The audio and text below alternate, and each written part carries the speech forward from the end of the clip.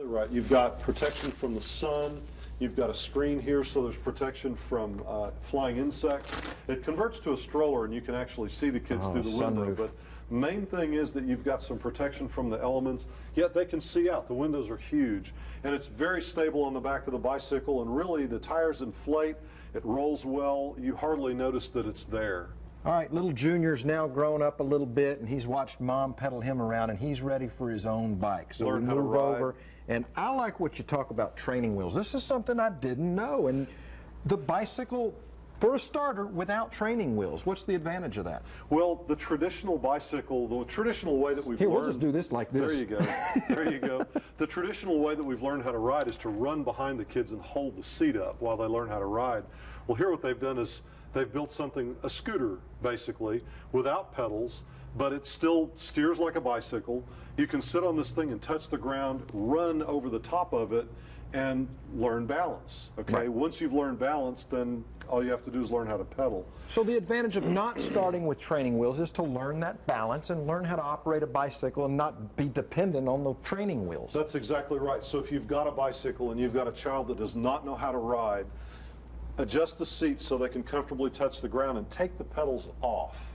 Just unscrew the pedals, both pedals unscrew to the back of the bicycle, and remove the training wheels. Same concept. Hand them the bicycle, no training wheels, no pedals, 2 tires inflated, and learn how to scoot over the top of the bicycle and balance.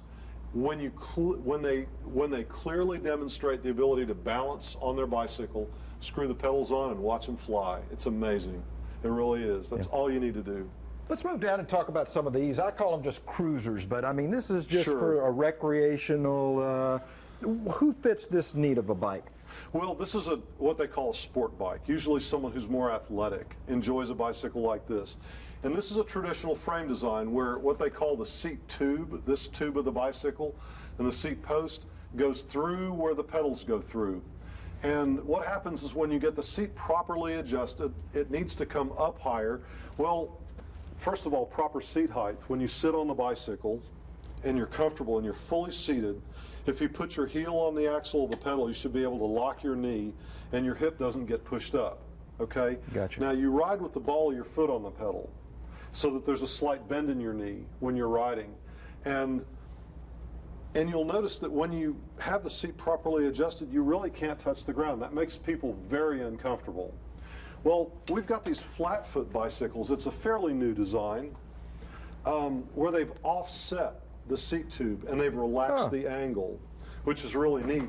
Well, this bicycle, with the seat properly adjusted, check this out, put my heel on the pedal, I can lock my knee, and still touch get proper seat height, slight bend in the knee, and when I stop, I can touch the ground. I can actually lean and have the pedal ready and be flat-footed on the bicycle ready to go.